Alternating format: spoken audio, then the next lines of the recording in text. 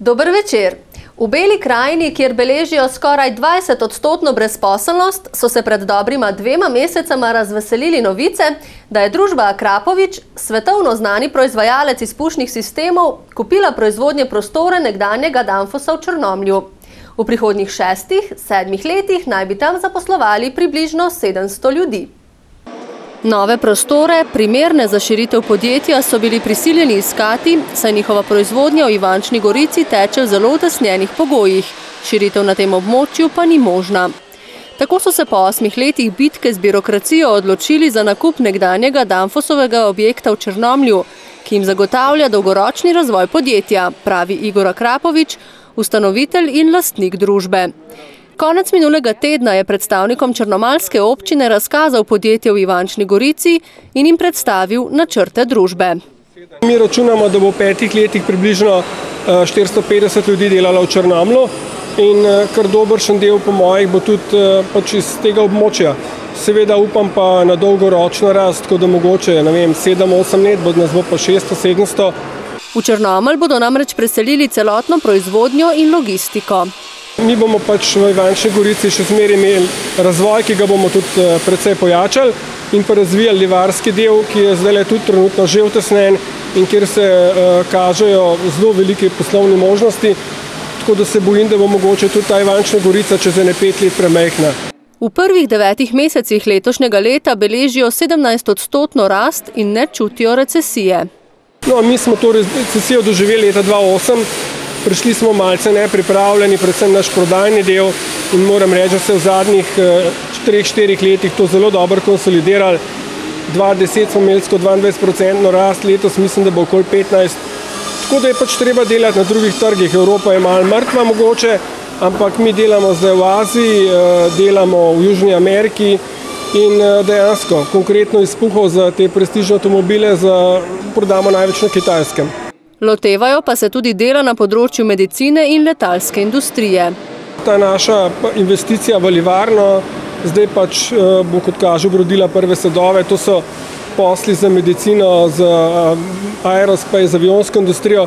Predvsem se trenutno ukvarjamo s temi certifikati za avionsko industrijo, ki jih je precej težko dobiti, tako da moram reči, da smo pravzaprav produkte precej lažje naredili kot pa vso to, bi rekel, birokratsko papirno vojno, ki jo moraš narediti, če hočeš sploh karkoli delati za avionsko industrijo. V Akrapovičevem podjetju delajo predvsem mladi, izobraženi kadri. Podjetje je zdaj sploh v zadnjih letih rastlo, imeli smo ogromno strojnih inženirjev, strojnih tehnikov in te so bili kar mladi in so se tudi tukaj izučili. Veliko jih je tudi pri nam se nekako zaposlili potem, ko so pri nas delali praksa. Smo nekako se odločili za nekatere in mogoče je to tudi en izmed razlogov. Je pa res, da seveda v tej naši branži, bi tako rekel, ni veliko ljudi z izkušnjami, da bi kakšne starejše inženirje imel, jih moram pravzaprav praktično tukaj iz nule v 2-3 letih naučiti nekako, da posel obvladajo. Zaposleni so očitno zadovoljni, saj ne čutijo potrebe niti po ustanovitvi sindikata. Mislim, da je naš mogoče pristop malce drugačen. Vsak sodelavec, ki ima kakršnekoli pripombe, se lahko oglasi pri našem direktorju ali celo pri meni in se potem te zadeve pogleda. Je pa res, da seveda bi vsi sodelavci radi imeli večje plače in vse, ampak mi imamo nekje približno 30% od prometa namenjenega za plače in nas, menedžmentu je, da to nekako pravično razdelimo. In tisti, ki več prispeva, ki ima več znanja, bo dobil več, nekateri pa manj. Če bomo več zaslužili, več naredili, bomo seveda tudi večje plače imeli in to je moj namen, način in rekel tudi dobičkov v zadnjih, vseh teh letih praktično nismo iz podjetja jemali. Pričakujemo, da se bo ob selitvi proizvodnje v Črnomelj velik del zaposlenih v Ivančni Gorici odločil za vožnjo na delo v Črnomelj, a bodo širitvijo proizvodnje potrebovali tudi nove kadre, pravi Akrapovič, prepričan, da jih bodo našli v Beli krajini, tudi med delavci zdajšnjega Sekopa. Mi bomo vsekakor iskali ljudi, ki so z določenimi znanji, ki jih mi v podjetju potrebujemo in najbrž so sigurno z tega podjetja tudi kakšni primerni, ampak v vsakem primeru bomo imeli ljudi iz Črnomlja in okolice. Kdaj bodo začeli seliti proizvodnjo, pa je odvisno od dogovora s Sekopom, ki ima 3-letno najemno pogodbo v nekdanjih Danfosovih prostorih v Črnomlju. Ja, mi se še zmeraj pogovarjamo s Sekopom po tistem našem prvotnem nekako dogovoru, da bi mi 1/3 saj prevzeli na naslednjem letu in preselili en del naše proizvodnje tja, potem pa sukcesivno, tako kot se bodo oni selili ven, prevzemali prostore. Na koncu bi imeli vso proizvodnjo in vso logistiko v Črnomlju. Prihod družbe Akrapovič v Črnomelj je za Belo krajino zelo pomemben iz več razlogov. Zaradi samih delovnih mest, ampak tudi zaradi iskanja in privabljanja drugih investitorjev, kar ti je važno, kakšne firme so že v okolju, ker vedno vprašajo tudi za reference, da vidijo, kakšno okolje je in seveda, če je ena renomirana firma v okolju že, tudi oni rajši pridejo. Ker družba Akrapovič zagotovo sodi med najuspešnejša podjetja na svetu, saj je številka 1 na področju izpušnih sistemov, se v Beli krajini veselijo njenega prihoda. Novomeška občina je pred največjo in najzahtevnejšo naložbo v tem mandatu. Obratovati namreč začenja osrednja čistilna naprava v Ločni, s čimer bo vzpostavljeno 100% čiščenje odpadnih voda. Nato sledi druga faza projekta hidravlične izboljšave kanalizacijskega sistema in centralna čistilna naprava v Novem mestu. Druga faza bo obsegala spremembo zasnove primarnega omrežja Ločna in gradnjo novega primarnega kanala do čistilne naprave. Druga faza prinaša predvsem uravnoteženje kanalskega sistema, ki seveda pomeni tudi ugodnejše delovanje čistilne naprave. Pravilni pretoki namreč so ključni za dobro delovanje čistilne naprave.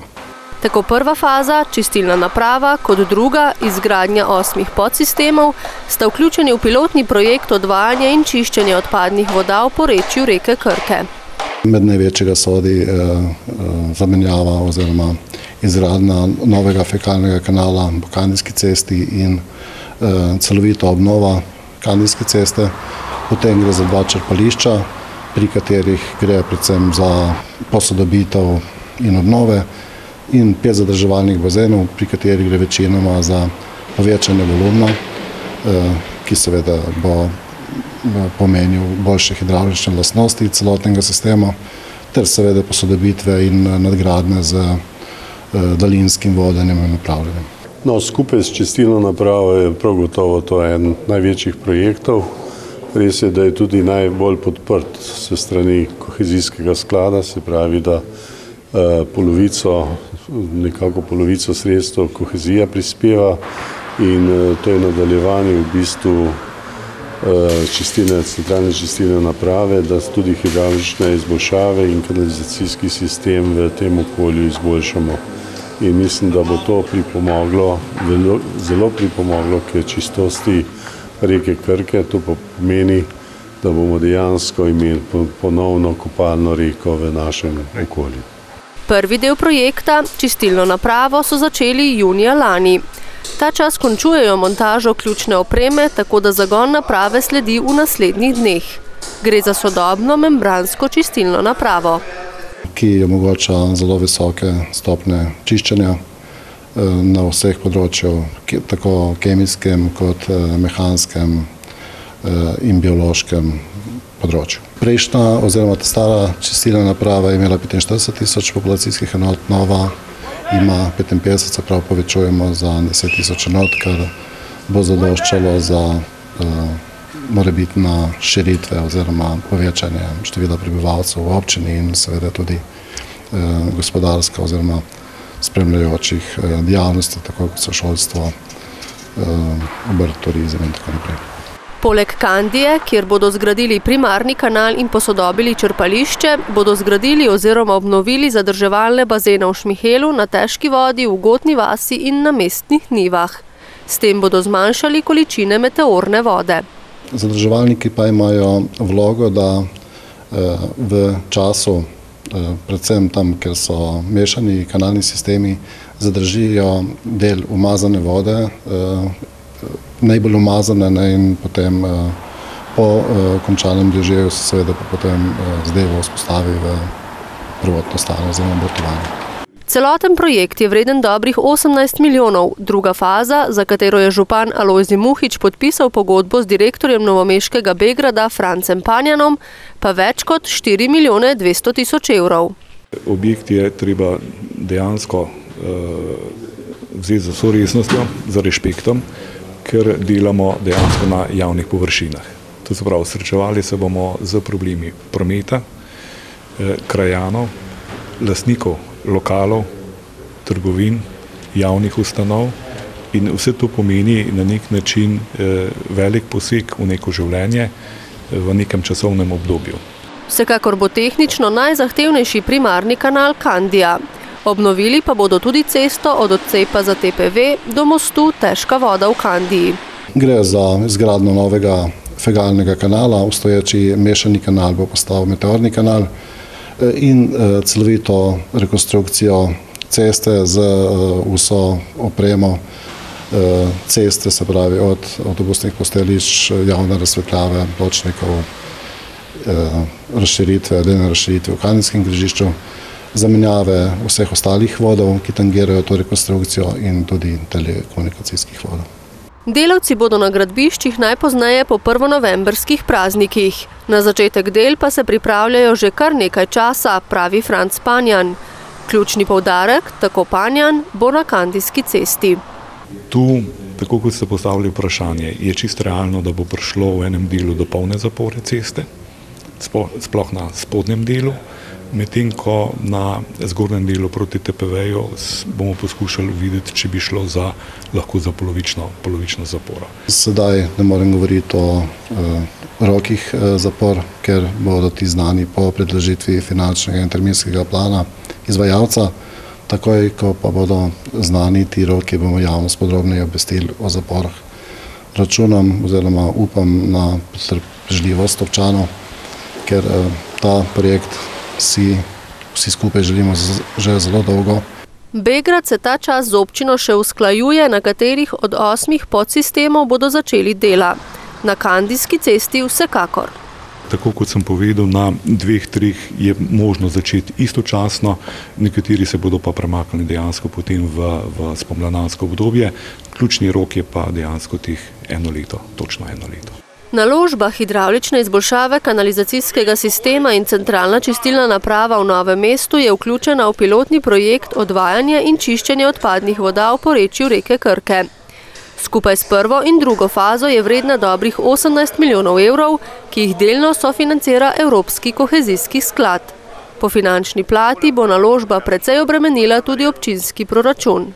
Res je, da bomo morali na drugih projektih nekoliko počakati, ker pač se ni šlo tako, kot smo planirali. To pomeni samo današnjem projektu okrog 1 800 000 evrov iz občinskega proračuna in to zagotavljamo v naših planih in naših načrtih.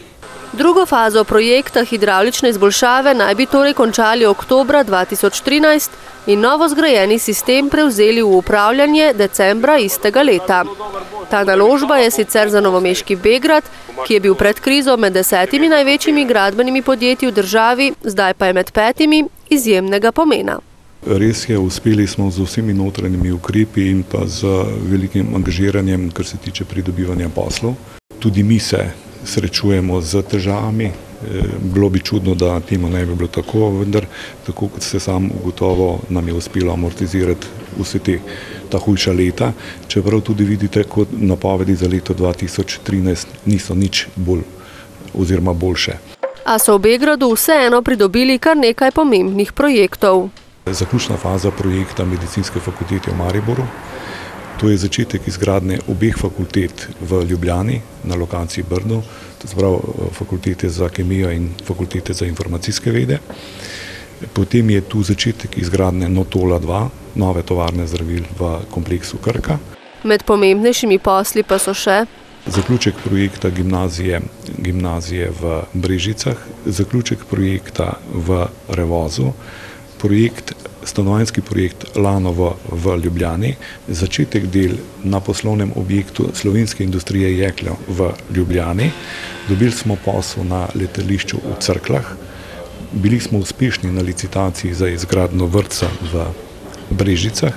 Lastnih projektov tako Panjan zdaj ne razvijajo, saj je dovolj veliko povpraševanje. Že danes lahko ugotovim, da je to 70% v primerjavi z letošnjo napovedjo, letošnjo vrednostjo, potem ni hudič, da lahko pričakujemo še teh 30%. Tako načrtujejo, da bodo to leto končali uspešno. To se pravi, da računam, da bomo poslovali pozitivno, seveda ne samo iz osnovne dejavnosti, ampak tudi zaradi nekaterih drugih korakov in ukrepov, ki smo jih sprejeli. Procentualno bodo prihodki letos nižji za približno 12–13% v primerjavi z lanskim letom. Enako kot letos napovedujejo tudi za prihodnje leto. Če pa jim uspe pridobiti še omenjenih 30% poslov, lahko pričakujejo rast. Zdaj pa na Mirno, kjer tamkajšnje podjetje Dana letos obeležuje 60. obletnico ustanovitve. Vse skupaj se je začelo, ko je leta 1952 eden izmed Mirnčanov zasnoval podjetje, ki se je ukvarjalo predvsem s proizvodnjo žganih pijač in delno sirupov. Danes je mirnsko podjetje eno vodilnih na trgu brezalkoholnih pijač pri nas. Dana je stabilno podjetje, v katerem se osredotočajo na dolgoročni razvoj, pravi direktor Marko Hren. Čeprav gospodarske razmere niso rožnate, ostajajo v podjetju optimisti. Delno rešitev za na slovenskem trgu nastale težave so našli v izvozu. Tako zdaj izvozijo že več kot 20% svoje proizvodnje. Lahko rečem, da izvažamo na Hrvaško, v Italijo smo odprli kar dosti pomemben trg. V letošnjem letu smo zelo ponosni na začetek sodelovanja z Libijo in konstantno že več let izvažamo v Ameriko, kjer se posel še tudi širi. Potem je pa še kar nekaj delno posameznih držav, kjer je Dana prisotna. V letošnjem letu smo tudi zelo pojačali prodajo baz in emulzij, to pomeni pol izdelkov za druge proizvajalce, tako da tukaj smo zdaj kar dosti pomemben igralec, predvsem na trgih bivše Jugoslavije, Bosna, Srbija, Kosovo, Makedonija in tukaj imamo tudi kar dosti velike ambicije še po širitvi tega programa. Na trgu stekleničene vode sicer vsak dan prihajajo nova podjetja, nekatera tudi odhajajo. V mirnskem podjetju pa se konkurence ne bojijo, saj stavijo na kakovost svoje vode. Ima znak mineralna voda, to pomeni, da je pod stalno kontrolo zdravstvenega zavoda Novo mesto in zelo ugodno mineralno sestavo za prijetno pitje, to pomeni kalcij, magnezij kot ugodna minerala sta v vsebnostnih je kar prijetna in nizka stopna natrija, ki je nekak škodljiv mineral za telo, je zelo nizka. Tako da naša voda slovi po kvaliteti in Dani vztrajamo in skrbimo na to, da bi tudi ostalo v bodoče. Spomladi so se odločili za spremembo plastenke vode. Stara plastenka, dizajnska je bila že skoraj 8 let stara, zato smo šli v smeri novosti in trendov, ki se pojavljajo v svetu. To pomeni, da smo znižali težo plastenke za 25%, kar bo generiralo v celem letu, da bo Dana dala skoraj 150 ton manj plastike na trg. To je kar impozantna številka, če pomislimo, koliko je to. Seveda smo tudi mi prešparali pri materialu, to pomeni, gledamo na stroške in tudi ekološko so usmerjeni, tako da ne onesnažujemo ali pa poskušamo čim manj onesnaževati okolje s plastenkami. Sicer pa poleg vode proizvajajo sokove in žgane pijače. Tako ta čas na primer prenavljajo kategorijo sirupov, spomladi bodo na trg prišli z novo embalažo in novimi okusi. Surovine večina Dana uvozi, ker večina surovin v Sloveniji ni, razen jabolka. V letošnjem letu se nam je pa še to zgodilo, da so cene jabolk v Sloveniji zelo visoke, kar je odraz manjše slabe letine. Tako da v letošnjem letu smo zelo omejeno količino jabolk odkupili za predelavo v jabolčni koncentrat in uporabljamo jih tudi za destilacijo za dolenjski sadjevec. Ostale surovine so pa večinoma iz uvoza, to se pravi embalaža, ostali sadni koncentrati, ki v Sloveniji praktično ta sadja ne rastejo. Tako da večina iz Evropske unije, imamo pa zelo strogo vhodno kontrolo, ki preverja samo kvaliteto, ne samo s certifikati od dobaviteljev, tudi v živo preverjamo v naših laboratorijih in tudi v zdravstvenem zavodu Novo mesto posamezne surovine.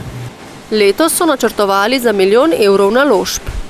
ker pa so razmere na bančnem trgu kar dokaj nevarne ali pa problematične, smo te investicije prilagodili s trendom, tako da smo zmanjšali investicije na $500 milijona. Kaj smo v Dani investirali, ni to nekih novih velikih mašin. Zaključili smo fazo investicije v zapolnjenje sokov v steklo in tudi kar nekaj manjših posodobitev na obstoječi tehnologiji, tako da investicija v siroparno bo mogla počakati na boljše čase. V prihodnjih letih pa želijo ostati eno vodilnih podjetij v svoji branži. Kam se bo Dana usmerjala, je predvsem odvisno od trga. Seveda bomo ostali verjetno večinsko proizvajalec brezalkoholnih pijač, ali bo to voda ali sokovi.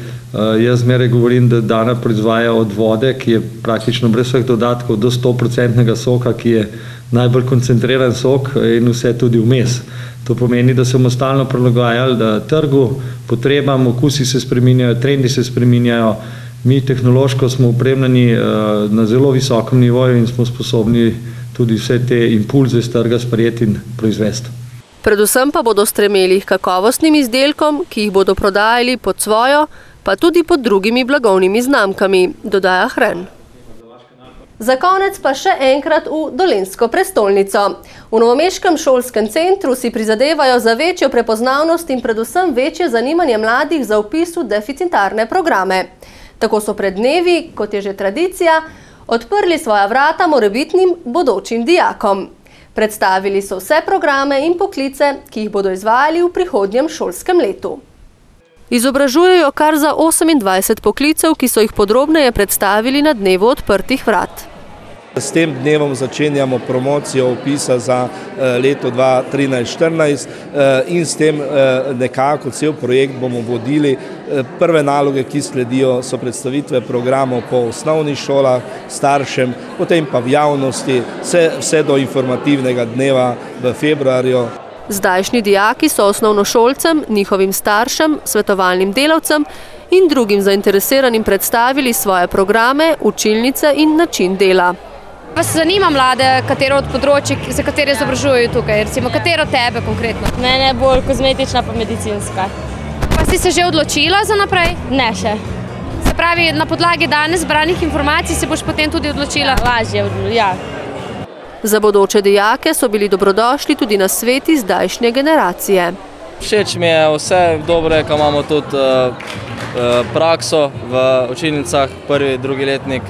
Potem gremo že v zdravstveno bolnico, v četrtni letniki tudi na pot, je mesec dni je pot, pač greš v svoj kraj, v bolnico, zdravstveni dom. Jaz sem že skozi rad delal z lesom, potem sem se pa na informativnem dnevu, mi je bilo zelo zanimivo in sem se odločil po vpisu. Boš našel zaposlitev ali razmišljaš o samozaposlitvi? Bom našel zaposlitev, zaradi tega za mizarje ni tak problem dobiti, saj za mene. Danes je sicer na trgu dela največ povpraševanja po poklicih in tehničnih kadrih.